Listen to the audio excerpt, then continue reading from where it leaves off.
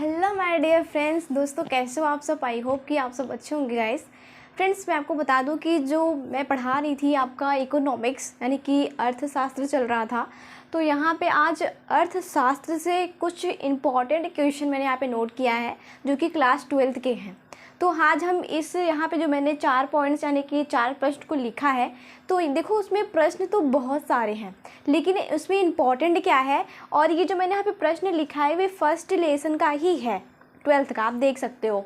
ठीक है, तो यहाँ पे मैंने कुछ जो खास इम्पॉर्टेंट थे जिसमें लोगों को डाउट हो रहा था कि हाँ बुक में कुछ अजीब टाइप का क्वेश्चन दिया था, इसमें इसका आंसर दिया था, तो यहाँ पे मैं उसको छांटने के बाद यहाँ पे मैं आपको बताऊंगी, अब एक्सप्लेन करूंगी इसका आंसर। तो यहाँ पे मैंने उन सभी पॉइंट्स को, यहाँ पे उन सभी क्वेश्चन को मैंने लिखा है। तो my dear friends, I hope कि आप लोग को ये पॉइंट्स जो मैं बता रही हूँ आपको समझ में भी आएगा। तो चलिए हम अपना टॉपिक स्टार्ट करते हैं। तो यहाँ पे देखिए, सबसे पहला क्वेश्चन क्या मैंने लिखा है। सबसे पहला क्वेश्चन जो है यानी कि पहला प्रश्न ये कह रहा है कि अर्थशास्त्र की विषय वस्तु की विवेचना कीजिए। ठीक है, यहाँ पे देखो ये जो क्वेश्चन है ना, ये क्वेश्चन बहुत ही आसान है इसका आंसर, लेकिन जब हम क्वेश्चन को देखते हैं तो थोड़ा सा हमें डाउट हो जाता है, कंफ्यूज हो जाते हैं कि हाँ इसका आंसर क्या होगा।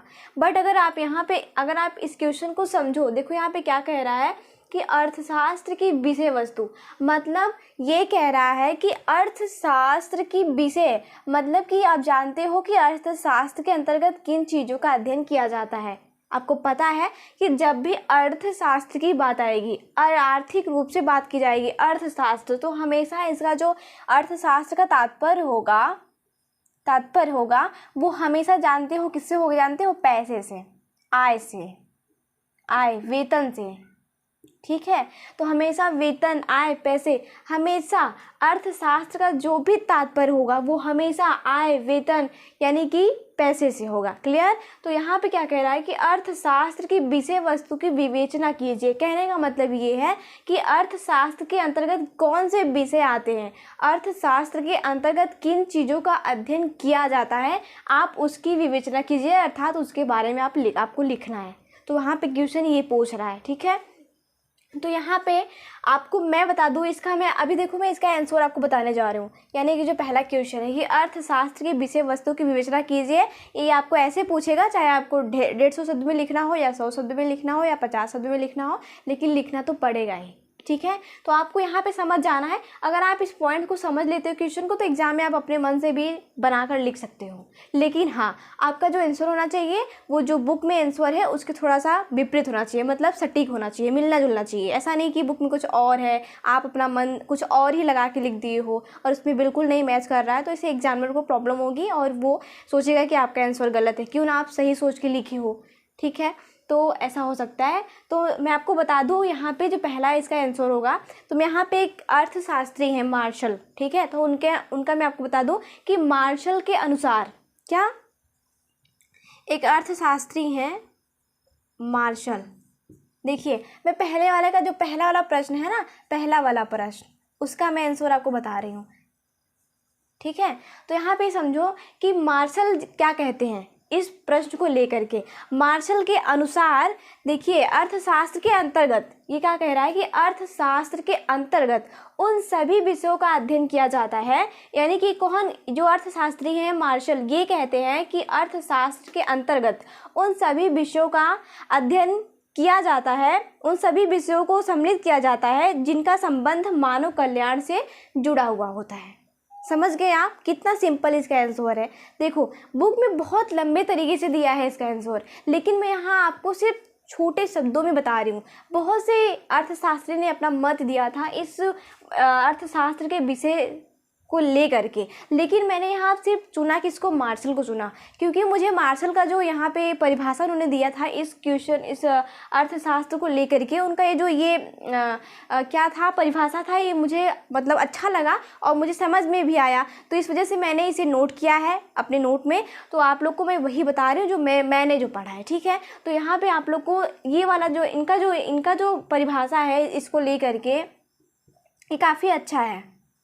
आप लोग इसे समझ सकते हो। और बाकी जो अर्थशास्त्री परिभाषा दिए हैं इसको लेकर के, उनका थोड़ा सा अजीब टाइप्स का है, मुझे नहीं समझ में आया, तो इस वजह से मैंने सभी अर्थशास्त्री को छोड़ करके उसी में से मैंने चुना किसको, मार्शल को। तो मार्शल ये कहते हैं कि अर्थशास्त्र के अंतर्गत उन सभी विषय वस्तु को सम्मिलित किया जाता है जिनका संबंध मानव कल्याण से संबंधित होता है। बस अब यहाँ पे समझो, इन्होंने क्या कहा कि अर्थशास्त्र के अंतर्गत, यानी जो अर्थशास्त्र सब्जेक्ट होता है उसके अंतर्गत उन सभी विषयों को शामिल किया जाता है जिनका संबंध मानव कल्याण से जुड़ा होता है। कहने का मतलब ये है कि आप देखते हो यहाँ पे मैंने बताया कि अर्थशास्त्र मतलब पैसे, आय और वेतन की बात हो रही है। तो क्या पैसा, आय, ये सब तो एक ही चीज़ होते हैं, लेकिन तो क्या वेतन जो है, जो आय है, जो पैसा है, क्या वो मानव के कल्याण के लिए नहीं है? है ना भाई, पैसे से ही तो मनुष्य की सारी इच्छाएं पूरी होती हैं कि नहीं होती हैं, बताइए, होती है ना। तो क्या कह रहा है कि इसके अंतर्गत उन सभी विषय को शामिल किया जाता है जिनका संबंध मानव कल्याण से जुड़ा हुआ होता है। ठीक है, तो कितना अच्छा, कितना प्यारा सा इसका आंसर था। बस यही आपको समझना था। आप इतना लिख सकते हो एग्जाम में, उसके बाद उसके आगे आपको जो भी लिखना हो, उसके अंतर्गत जो भी बातें आपको समझ में आती हो आप उसे उसमें नोट कर सकते हो। अगर जैसे कि अधिलघु उत्तरीय प्रश्न दिया है तो उसमें आप इतना छोटा सा ही लिख सकते हो। ठीक है, और अगर आपको दीर्घ उत्तरीय के रूप में ये वाला क्वेश्चन पूछ लिया है तो सबसे पहले आप उसमें ऐसे लिखना कि अर्थशास्त्र, यानी कि हाँ, और मैं आपको बता दूं कि अर्थशास्त्री का नाम ब्लैक पेन से ज़रूर लिख देना।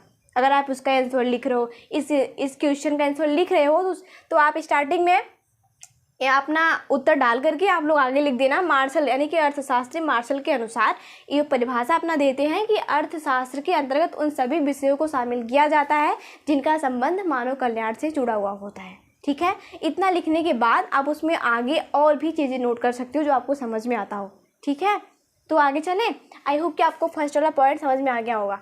अब नेक्स्ट क्या कह रहा है कि अर्थव्यवस्था की उत्पादन संभावनाओं से आपका क्या अभिप्राय है। देखो एग्जाम में क्वेश्चन कैसे पूछ लिया जाता है ये कुछ पता नहीं होता, लेकिन अगर पता ये तब होगा आपको जब आप यहाँ से आइडिया लगा के जाओगे। तो अगर आप कोई बुक पढ़ रहे हो, ठीक है, देखो मैंने क्या किया है, मैंने इकोनॉमिक्स में जितने भी क्वेश्चन है उसको मैंने खुद सॉल्व किया है पढ़ने के बाद।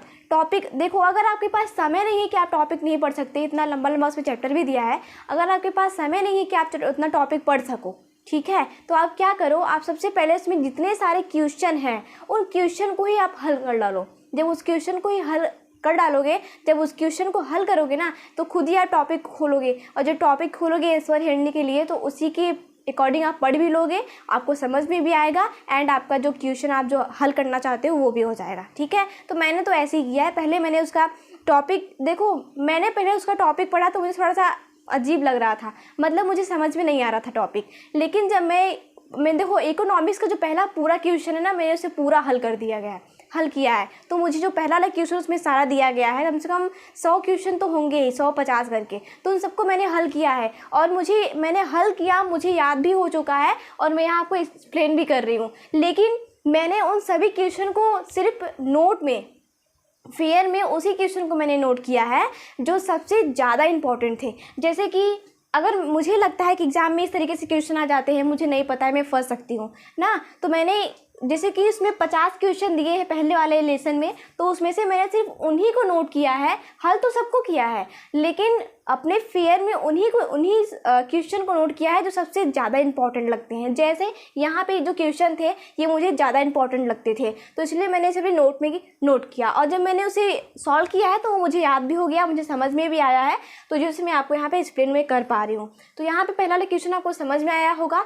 अब हम नेक्स्ट वाला समझते हैं। अब देखिए सेकेंड क्या कह रहा है। सेकेंड ये कह रहा है कि अर्थव्यवस्था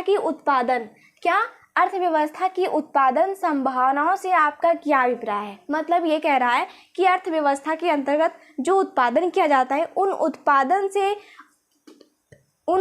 संभावना, ठीक है, उन उत्पादन संभावनाओं से आपका क्या अभिप्राय है, मतलब आप उसको लेकर के क्या सोचते हो, ये पूछ रहा है। ठीक है, तो यहाँ मैं आपको बताऊँ कि देखिए अर्थव्यवस्था की उत्पादन संभावनाओं से आपका क्या अभिप्राय है, तो इसके अंतर्गत आपको क्या लिखना है, आपको क्या समझना है, आपको ये समझना है कि अर्थव्यवस्था की उत्पादन की संभावनाओं से आशय है कि दिए गए संसाधनों एवं तकनीकों से दो वस्तुओं का उत्पादन मतलब कि दो वस्तुओं का उत्पादन करने से है। कहने का मतलब ये है कि यहाँ पे ये कह रहा है कि अर्थव्यवस्था की जो उत्पादन संभावना है, तो यहाँ पे आपको ऐसे कहना है कि अर्थव्यवस्था की उत्पादन संभावनाओं से हमारा आशय ये है कि जो भी उपलब्ध संसाधन है, उन उपलब्ध संसाधनों से वस्तुओं का मतलब कि उन उपलब्ध संसाधनों से तकनीकों से दो वस्तुओं का उत्पादन करने से है। मतलब आप जानते हो कि किसी भी चीज़ का अगर आप उत्पादन करते हो तो भाई इसमें तो बहुत सी मटेरियल मिलेगी ना। दो या दो से अधिक चीज़ें आपको मिला के कोई भी चीज़ बनाओगे, उत्पाद बनाओगे, तो दो या दो से अधिक चीज़ें मिलेगी, है ना, मटेरियल। तो यहाँ पे यही कह रहा है कि अर्थव्यवस्था की उत्पादन संभावनाओं से हमारा आशय ये है कि जो भी उपलब्ध संसाधन है, जो भी तकनीकें हैं, उनसे क्या करना है, उनसे मतलब कि वस्तुओं का उत्पादन करने से है। मतलब दो उन्हीं संसाधनों से, उन्हीं तकनीकों से दो वस्तुओं का उत्पादन करने से है। मतलब जो उत्पादन किया जाता है उस बात से कह रहा है। तो यहाँ पे आपको ऐसे लिख देना है, ठीक है। और यहाँ पे नेक्स्ट मैं आपको बता दूँ, जो आपका थर्ड वाला जो प्रश्न है वो क्या है। यहाँ पे देखो, इसमें आप थोड़ा सा डाउट हो सकते हो, क्या यहाँ पे ना एक जैसे क्वेश्चन पूछा है क्या, लेकिन यहाँ पे थोड़ा सा अंतर है। यहाँ कह रहा है कि सकारात्मक आर्थिक विश्लेषण से क्या अभिप्राय है ना, और यहाँ पे कह रहा है कि आदर्शक आर्थिक विश्लेषण से क्या अभिप्राय है। देखो बस चेंजिंग यहाँ पे आपको देखने को मिलेगी, ये रहा चेंजिंग। यहाँ कह रहा है कि सकारात्मक मतलब भी होता है समझो अच्छा, और यहाँ पे आदर्श मतलब कि आदर्शात्मक कह रहा है। आदर्श आर्थिक विश्लेषण से आपका क्या है। आदर्श का मतलब क्या हुआ, आदर्शक मतलब अच्छा, इसका मतलब भी क्या हुआ, इसका मतलब भी हो जाएगा अच्छा, ठीक है, कुशल। और इसका मतलब भी हो जाएगा क्या, इसका मतलब भी हो जाएगा अच्छा, यानी कि कुशल। तो भाई यहाँ पे इसका देखो, इसका जो पूछने का तरीका है वो अलग अलग हो गया है, लेकिन इसका अर्थ एक ही निकल रहा है, लेकिन फिर भी इसका जो आंसर होगा वो अलग अलग होगा। क्या इसमें डाउट हो सकता है आप लोगों को, ठीक है। और ऐसे भी दे सकता है कि आप सकारात्मक आर्थिक विश्लेषण या फिर आदर्शक आर्थिक विश्लेषण में अंतर लिखिए। तो अगर आप इन दोनों को समझ जाते हो तो भाई वहाँ पे आप अंतर लिख सकते हो, ठीक है। तो यहाँ पे देखिए क्या कह रहा है, आपका थर्ड वाला जो प्रश्न मैंने लिखा है वो कह रहा है कि सकारात्मक आर्थिक विश्लेषण से क्या अभिप्राय है। समझे आप, क्या अभिप्राय है। विश्लेषण का मतलब आप जानते हो क्या होता है। विश्लेषण का मतलब होता है कि यहाँ पे जैसे कि यहाँ पे कह रहा है कि सकारात्मक आर्थिक विश्लेषण मतलब कि आप सोचते क्या हो, कल्पना क्या करते हो इसको लेकर के। तो वही कह रहा है कि आर्थिक विश्लेषण मतलब इस क्रिया के प्रति क्या अभिप्राय है आपका, आप क्या समझते हो इसको, इस पॉइंट्स को लेकर के।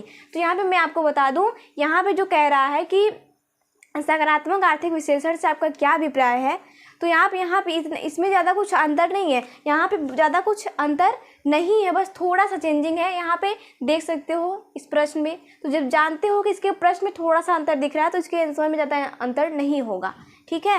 तो यहाँ पे देखिए सकारात्मक आर्थिक विश्लेषण विश्लेषण से अभिप्राय उन क्रियाओं से है। मैं आपको बता दूं कि उन अभिप्राय उस विश्लेषण क्रिया से है जिनका विभिन्न आर्थिक क्रियाएं किस तरह कार्य करती है। मतलब इसमें ये कह रहा है कि सकारात्मक आर्थिक विश्लेषण से क्या अभिप्राय है। तो मैंने कहा कि सकारात्मक आर्थिक विश्लेषण अभिक्रिया से अभिप्राय उन विशेषण से है जिनके अंतर्गत इस बात का अध्ययन किया जाता है। बिल्कुल, जिसके अंतर्गत इस बात का अध्ययन किया जाता है क्या, कि विभिन्न आर्थिक क्रियाएं किस तरह कार्य करती हैं। बिल्कुल, यहाँ पे बस आप ये समझो कि जो विभिन्न आर्थिक क्रियाएं होती हैं वो किस तरीके से काम करती हैं। कह रहा है कि जो विभिन्न आर्थिक, ठीक है, विभिन्न आर्थिक क्रियाएं किस तरह कार्य करती हैं, ठीक है। ये तो देखो, अब मैंने क्या कहा कि यहाँ ये कह रहा है कि सकारात्मक आर्थिक विश्लेषण से क्या अभिप्राय है। तो मैंने आपको कहा कि सकारात्मक आर्थिक विश्लेषण से अभिप्राय उन क्रियाओं से है जिसके अंतर्गत इस बात का अध्ययन किया जाता है कि विभिन्न आर्थिक क्रियाएं किस तरह कार्य करती हैं। ठीक है, ये तो मैंने आपको इसका सटीक आंसर बताया है। आप बस इस पॉइंट्स को याद रख लोगे ना, आप बस इतना याद रखना कि इसके अंतर्गत विभिन्न आर्थिक क्रियाओं का क्या होता है, मतलब ये निर्धारित किया जाता है कि विभिन्न जो आर्थिक क्रियाएं होती हैं वो किस तरीके से काम करती हैं। ठीक है, अब वही अगर हम इसकी बात करते हैं कि यहाँ पे ये क्या कह रहा है कि आदर्शात्मक मतलब आदर्शक आर्थिक क्रियाएं आर्थिक विशेषण से क्या अभिप्राय है। तो यहाँ पे जो आदर्शक बात की कर रहा है, आदर्शक, ठीक है, यहाँ पे जो आदर्शक की बात कर रहा है अभी तो यह सकारात्मक आप समझ गए। अब आदर्शक क्या कहता है वो देखते हैं। आदर्शक ये कहता है ठीक उसके ये इसका भी आंसर ठीक वैसे ही लिखा जाएगा, बस थोड़ा सा इसमें चेंजिंग है। ठीक है, इसमें इस बात का अध्ययन किया जाता है कि कौन सी कार्य विधियाँ हमारे लिए प्रतिकूल है और कौन सी कार्य विधियाँ हमारे लिए क्या है, अनुकूल हैं। अब मैं आपको बता दूं कि इसमें उस बात का अध्ययन किया जाता है कि कौन सी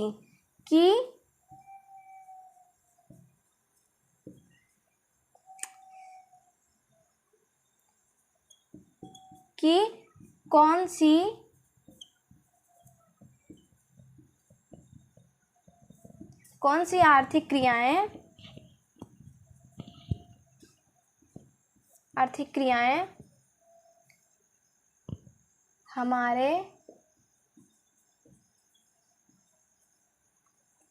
हमारे अनुकूल हैं और कौन सी प्रतिकूल हैं।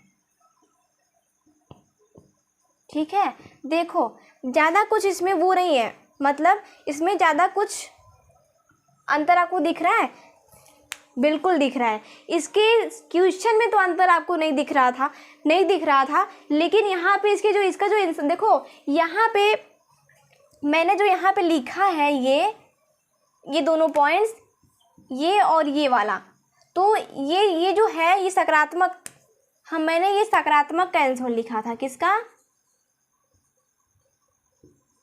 ये हो गया सकारात्मक का, इसका मैंने बात किया, और जो आदर्शक है इसका मैंने यहाँ बात किया। तो यहाँ पे देखो क्या अंतर आपको दिख रहा है, इसमें अंतर आपको दिख रहा है कि नहीं? इसमें अंतर ये दिख रहा है, बिल्कुल दिख रहा है अंतर। यहाँ पे मैंने आपको बताया कि सकारात्मक आर्थिक विशेषण से क्या अभिप्राय है।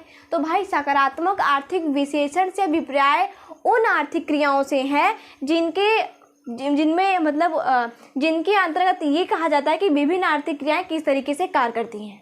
उन आर्थिक क्रियाओं से है जिसके अंतर्गत इस बात का अध्ययन किया जाता है कि विभिन्न आर्थिक क्रियाएं किस तरह से कार्य करती हैं। अब वही अगर हम बात करें कि आदर्शक आर्थिक विशेषण से क्या मतलब इन विशेषण क्रियाओं से क्या अभिप्राय है, तो आपको वहाँ पे ऐसे लिखना है कि आदर्शक आर्थिक विशेषण से अभिप्राय उस अभिक्रिया मतलब उस विशेषण से है जिसके अंतर्गत इस बात का अध्ययन किया जाता है कि कौन सी आर्थिक क्रियाएं हमारे अनुकूल हैं और कौन सी आर्थिक क्रियाएं हमारे प्रतिकूल हैं। ठीक है, तो यहाँ पे देखो ज़्यादा कुछ इसमें बात नहीं थी, बस आपको इतना समझना था एक छोटी सी पॉइंट्स को। अगर आप इसे समझ लेते हो तो एग्ज़ाम में आप इन दोनों के बीच में अंतर भी स्पष्ट कर सकते हो। और यहाँ पे अगर इस तरीके से क्वेश्चन पूछेगा तो आप एग्ज़ाम में आसानी से लिख भी सकते हो। तो दोस्तों यहाँ पे मैं एक बार फिर से आपको ये जो मैंने यहाँ पे लिखा है उसे मैं फिर से रिपीट कर दूँ। तो यहाँ पे जो मैंने आपको बताया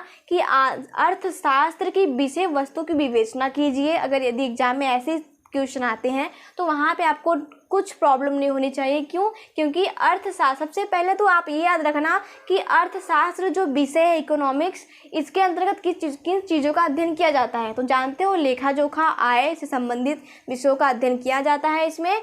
तो यहाँ पे इतना ही आप याद रख लो, तो भी आप इसका आंसर लिख लोगे। कैसे मैं आपको बताऊं, तो अर्थशास्त्र का मतलब होता है, तात्पर्य होता है पैसे, आय या वेतन से। ठीक है, तो यहाँ पे कह रहा है कि मैंने आपको बताया कि मार्शल जो थे अर्थशास्त्री, उन्होंने एक परिभाषा दिया था अर्थशास्त्र को लेकर के कि अर्थशास्त्र के अंतर्गत उन विषय वस्तुओं की विवेचना मतलब अध्ययन किया जाता है जो मानव कल्याण से संबंधित होती हैं। अब मानव कल्याण में समझ सकते हो आय और पैसा, वेतन सब कितने महत्वपूर्ण होते हैं। यदि ये सब नहीं होंगे तो उनकी इच्छाएँ पूरी ही नहीं हो सकती, और जब उनकी इच्छाएँ पूरी ही नहीं हो पाएगी तो उनका कल्याण कैसे होगा। ठीक है, तो यहाँ पे आप इस तरीके से क्वेश्चन लिख सकते हो। फिर यहाँ पे मैंने आपको बताया कि अर्थव्यवस्था की उत्पादन संभावनाओं से आप क्या समझते हो, तो जो भी उपलब्ध संसाधन होते हैं, तकनीकें होती हैं, उनसे दो वस्तुओं के उत्पादन करने से है। ठीक है, आपका अभिप्राय यहाँ पे ये भी क्लियर हुआ। अब ये भी समझ गए आप इन दोनों में, यानी सकारात्मक का मतलब अच्छा होता है, इसका मतलब भी अच्छा होता है, कुशल होता है। और यहाँ पे जो आदर्श दिया है, आदर्शक, इसका मतलब भी अच्छा और कुशल ही होता है,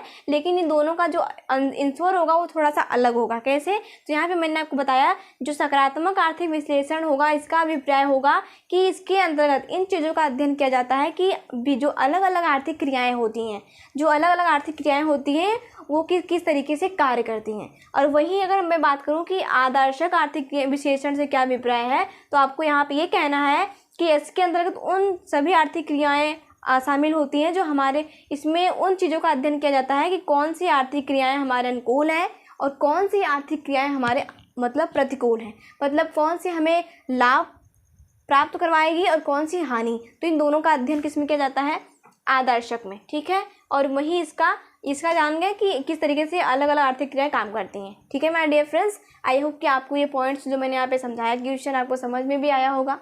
ओके दोस्तों, हम फिर मिलते हैं नेक्स्ट वीडियो में। Thank you so much.